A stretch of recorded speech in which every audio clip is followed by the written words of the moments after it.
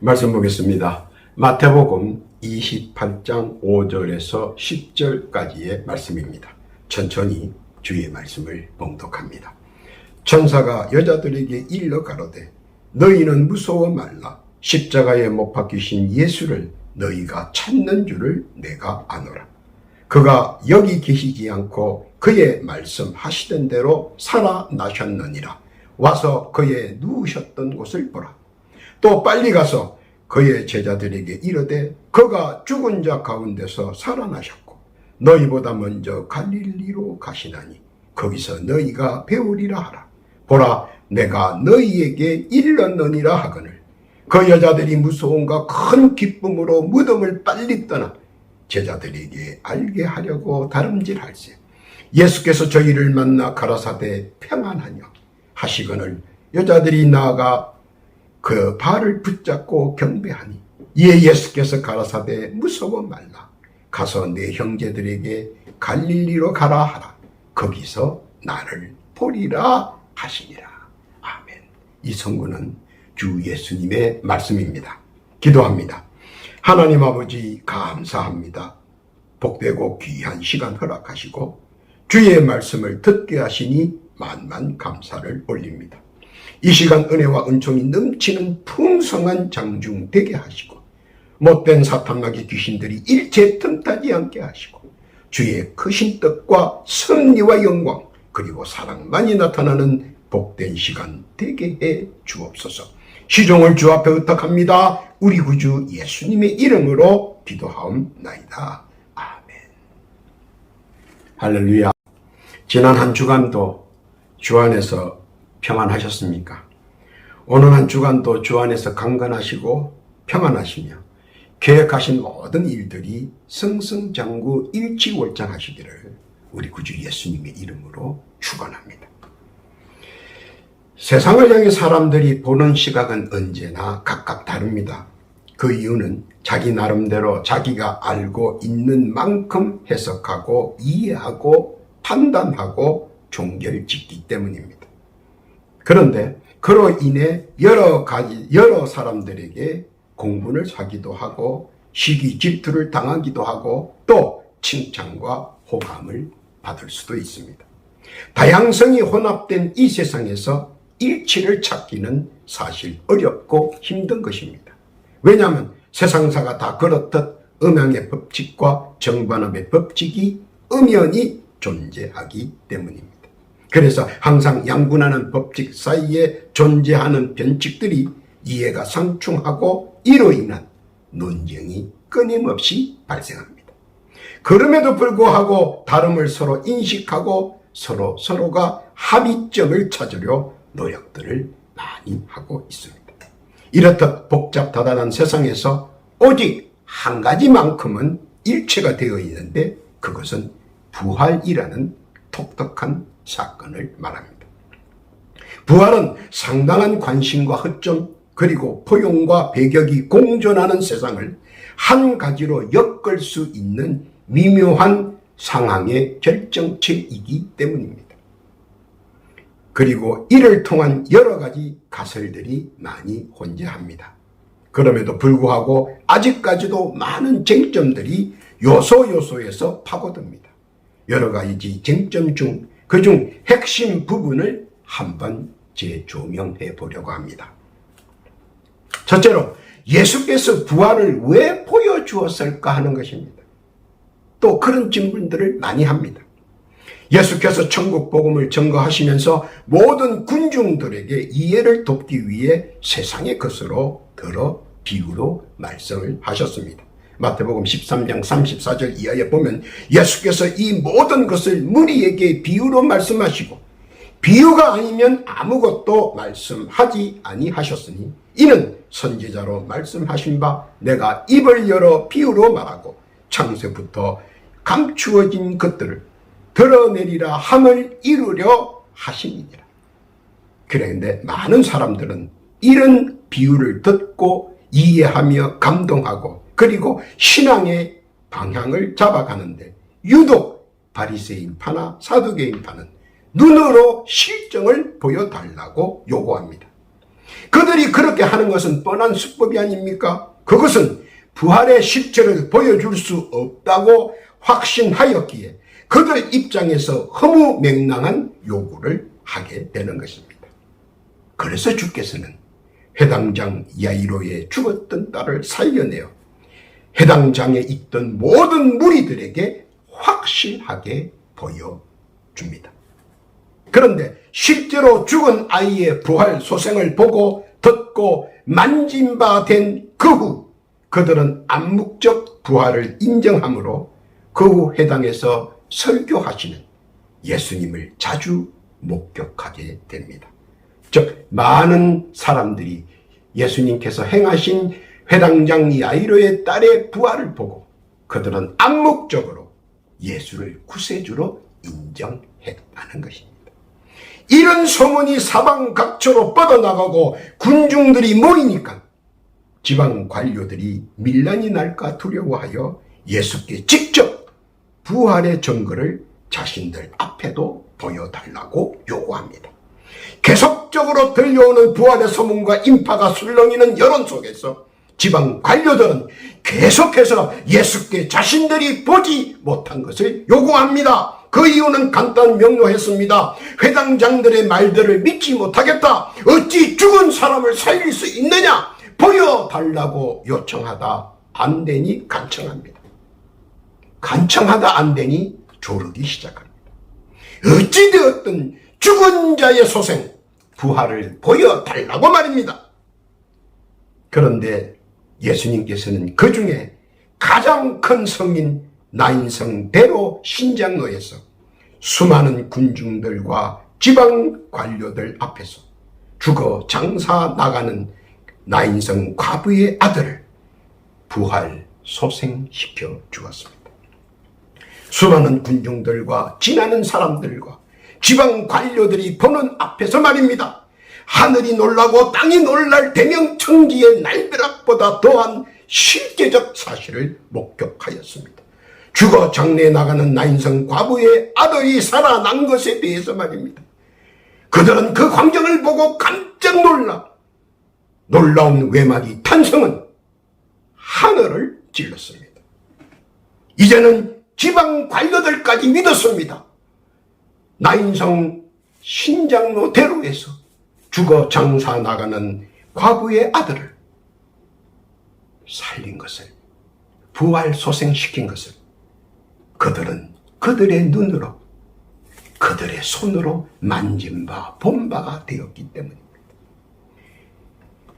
그들은 실체와 실정을 몸소 체험했기 때문에 이제는 그것이 소문이 아니라 사실이라는 사실에 그들은 아무런 반론을 제기하지 못했습니다. 실정의 소문들이 이제는 확산하여 예루살렘까지 파고들었습니다. 예루살렘의 수장들은 이 소문이 거짓이 아닌 진실인 것을 알고 크게 두려워했습니다. 그러나 예루살렘의 사내들인과 중앙정부의 수장들은 여전히 이를 믿지 않았습니다. 오히려 자기들의 권세가 이로 인해 약화될까 전전긍긍할 뿐이었습니다. 그러자 그들은 사내들인의 공회원 몇 사람이 대표로 베다니에서 은밀히 예수를 만나 진실 공방을 논하게 됩니다. 그 중에 여러분이 잘 아시는 니고데모도 포함되어 있습니다. 그들이 함께 예수께서 죽은 지 사흘이나 되어 썩은 냄새가 진동하는 그 무덤 속을 향해 나자로야 나오너라 하고 죽은 지 사흘이나 지나 썩어 문드러져 냄새가 풀풀 나는 나자로를 사내들인 공회원들이 보는 앞에서, 그리고 궁중에서 파견 나온 파견관들이 보는 앞에서 건강하게 부활 소생시켰습니다. 이를 곁에서 지켜본 사내들인과 중앙정부의 대표들은 놀라 기겁했습니다. 그들은 더 이상 말을 잇지 못하고 부활의 진실을 수긍하였습니다. 그때 예수께서는 이렇게 선언하셨습니다. 요한복음 11장 25절 이하에 보면 예수께서 가라사대 나는 부활이요 생명이니 나를 믿는 자는 죽어도 살겠고 무릇 살아서 나를 믿는 자는 영원히 죽지 아니하리니 이것을 내가 믿느니 가로되 주여 그러하외다. 주는 그리스도시요 세상에 오시는 하나님의 아들이신 줄을 내가 믿나이다. 그리고 그들은 부활의 실정을 목격하고 그제서야 예수를 구세주로 믿었습니다. 살아계신 하나님의 아들이시며 그리스도인 것을 말입니다. 왜 부활을 보여주셨는가? 왜 예수님께서 부활을 보여주셨는가? 깨닫기를 바랍니다. 그러면 둘째로 부활 속에 숨어있는 의미는 무엇일까? 부활을 그들에게 보여줌으로 부활의 확신을 가지게 할 수 있었다는 것입니다. 그러나 가장 중요한 요인은 부활 후의 일을 설명하려는 의도입니다. 권선징악에 대한 것을 다시 인식시켜 주는 것입니다. 사실 부활이 중요한 것이 아니라 부활 후의 일에 관하여 우리 주께서는 말씀하시고자 하셨다는 것입니다. 즉 심판과 복음과 구원에 관한 것 말입니다. 심판에 대하여 관심도에 관하여는 혹세무민하는 종교 지도자들과 정보 관료들에게 대한 수탈과 약탈 행위를 근절시켜 선량한 하나님의 백성에게 더 이상의 공갈 협박과 수탈과 약탈 행위를 하지 못하게 막았다는 것입니다. 당시에 혹세무민하는 종교 지도자 그리고 이에 겉따라 공갈 협박하는 정부 관료들에게 더 이상 하나님의 백성에 대하여 수탈과 약탈을 멈추라는 의미도 포함되어 있다는 사실입니다. 천국 가게 해줄 테니 재물을 내놓으라는 공갈 협박 말입니다. 수많은 선량한 하나님의 백성들이 이런 공갈 협박에 넘어가 많은 고통과 고난을 당하고 있었기 때문입니다. 그것을 막을 수 있는 것은 단 하나 복음이라는 사실을 직시케 하고 복음의 능력과 범위를 완벽하게 이해할 수 있도록 했다는 것입니다. 구원의 기회는 만인 구원설에 근거하여 선택적인 것이 아니라 누구에게나 균등의 기회가 부여되어 있다는 사실을 우리 주님께서는 우리에게 그 사실을 가르쳐 주셨습니다. 또한 누구에게나 하나님의 백성이라 칭함을 받는 자에게는 합당한 기회를 부여함으로 세상을 창조하신 하나님의 뜻을 다시 깊게 생각하고 기억하라는 뜻이었습니다. 그리고 예수께서 이 의미를 실제로 완벽하게 증명했고 증거했다는 것입니다. 깨닫기를 바랍니다. 그러면 셋째로 부활과 나와의 관계성은 무엇일까 하는 겁니다. 부활로 인하여 소망과 희망을 갖게 했다는 것입니다. 막연한 사후보다 체계적인 사후를 정립할 수 있도록 하여 막연하고 두려웠던 사후 세계에 대한 자신과 방도가 생겼다는 것입니다. 또한 부활 후에 대한 경각심과 대각성을 그리고 주의하라고 경고하신 것을 깨닫게 했다는 것입니다. 세상에서와의 관계성도 정확하게 정립할 수 있었다는 사실입니다. 달란트 비유와 문화의 비유에서 어떻게 사후를 예비하고 대비해야 하는지를 알고 재정립의 기틀을 만들 수 있게 하셨다는 것입니다. 부활을 통해 예수께서는 우리에게 시사하는 바가 아주 큽니다. 또한 본문을 통해 부활과 성천 사이에 그 어간에 일어난 사실에 대해 좀 더 권면의 뜻을 재정립해 주셨습니다. 다시 한번 그 말씀 속에 나타난 재정립을 살펴보면서 은혜의 장중 되시기를 바랍니다. 첫째로는 가는 길과 오는 길은 동일하다는 것입니다. 마가복음 16장 12절과 누가복음 24절 13절 안에 포함되어 있는 말씀입니다.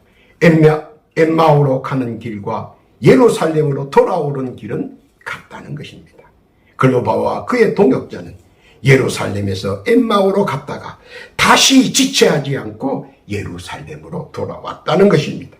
가는 길은 못내 아쉽고 박해를 피해 가는 공포의 길이었지만 다시 돌아갈 때는 희열에 차 있었습니다. 왜일까요? 그것은 갈 때는 허무한 마음이었지만 돌아올 때는 예수님의 말씀 충만으로 꽉 차 있었기 때문입니다. 누구라도 공던 탑이 무너지면 실망과 허무로 인해 좌절하고 낙심으로 인해 마음과 육신이 천건 같았습니다. 알고 보니 공든 탑이 든든히 서 있는 그 사실을 안 후 안도와 함께 힘이 솟구칠 것입니다. 알아야 하는 것은 어디를 가든 어떤 사연으로 떠났든 다시 돌아오면 주께서는 언제나 열린 마음과 열린 문으로 우리의 귀한을 쌍수를 들고 환영하고 영접할 것입니다. 단지 주께서는 먼 길로 돌아오지 않기를 바라시는 것입니다. 항상 그 자리에서 기다리시는 주님, 따라가던 세상의 길을 멈추고 말씀의 울타리로 돌아오기를 갈망하십니다. 믿고 깨달아 속히 돌아오기를 우리 주님께서는 바라십니다. 믿고 깨닫기를 바랍니다. 둘째로는 제자들이 모인 곳에는 필히 오십니다. 마가복음 16장 14절과 누가복음 24절 33절에 기록된 말씀입니다. 제자들이 모인 곳에 우리 주께서 홀연히 나타나셨습니다. 그리고 다른 제자들이 모인 곳에도 오셨습니다.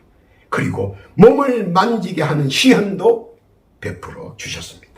마태복음 18장 20절 이하에 보면 두세 사람이 내 이름으로 모인 곳에는 나도 그들 중에 있느니라. 예수께서 두세 사람 모인 곳에 꼭 함께 하신다고 하신 약속을 지키시는 모습입니다. 마태복음 18장 20절 두세 사람이 내 이름으로 모인 곳에는 나도 그들 중에 있느니라. 예수께서 두세 사람 모인 곳에 꼭 함께 하신다고 하신 약속을 지키시는 모습입니다. 주 예수께서는 분명히 말씀하신 약속과 언약은 반드시 지키십니다. 그리고 함께 해주십니다. 또한 믿음의 표상들을 기억나게 하시고 상기시켜 주십니다. 지혜와 총명과 명철을 허락하시고 이를 말씀을 깨닫고 운용하는 데 쓰임바 되기를 원하십니다. 그러므로 말씀으로 모인 곳에 우리는 모이기를 힘써야 합니다. 그것은 거룩한 땅이 되며 거룩한 자들의 모임이 되기 때문입니다. 또한 우리 주께서 언제나 참여하시고 지켜보신다는 사실 믿으시기를 바랍니다. 세 번째는 말씀에 순종하면 기적이 동반한다는 사실입니다. 누가복음 24장 36절, 요한복음 21장 11절의 말씀입니다. 디베라 바닷가에서 그물을 던지게 하시고 153마리를 잡게 하셨습니다. 왜 제자들을 먹이시려고 그렇게 했습니다. 그러나 그보다 그 큰 의미는 처음 말씀에 의지하여 순종했던 그때와 그 사실을 망각하지 말라는 은연중 숨은 뜻이 있다는 사실입니다. 누가복음 5장 4절 이하에 보면 말씀을 마치시고 시몬에게 이르시되 깊은 데로 들어가서 그물을 내려 고기를 잡아라. 시몬이 대답하여 가로되 선생이여 우리들이 밤이 맞도록 수고를 하였으되 얻은 것이 없지만은 말씀에 의지하여 내가 그물을 내리리이다 하고 그리한적 고기를 애운 것이 심히 많아 그물이 찢어지는지라. 이에 다른 배에 있는 동물을 손짓하여 와서 도와달라 하니 저희가 와서 두 배의 채움에 잠기게 되었더라. 말씀에 의지하여 그물을 던질 때 차고 넘치는 상상 이상의 기적을 맛본다는 것입니다. 또한 그때 그 자리에서 일어난 기적의 광경을 목격한 군중 속에서 제자가 된 많은 이들이 그때의 기적과 감동을 다시 상기하여 새 힘을 얻게 하였습니다. 말씀에 순종하면 넘지 못함이 없다는 사실을 다시금 굳게 믿을 수 있는 계기가 되었다는 사실입니다. 믿고 순종할 때 예기치 못한 능사가 일어난다는 사실 믿으시기를 바랍니다. 네 번째는 흉터는 언제나 지울 수 없는 상처로 남아있다는 사실입니다. 누가복음 24장 39절과 요한복음 20장 25절에 있는 말씀입니다. 흔적과 자국의 자리는 언제나 가슴에 남아있습니다. 못자국을 봐라. 예수께서 제자를 향해 그리고 세상을 향해 절규하시는 것입니다. 왜 고난을 겪었는지 말입니다. 왜 못자국을 보라고 했는지 말입니다. 세월이 아무리 흘러도 고통받고 쓰라린 아픔을 받았던 흔적과 자국은 결코 잊을 수 없는 것입니다.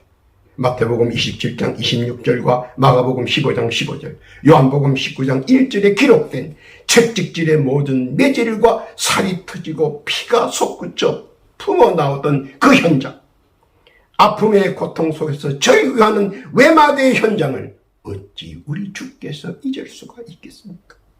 이를 구약에서 예견하시고 다음과 같이 해석해 주셨습니다.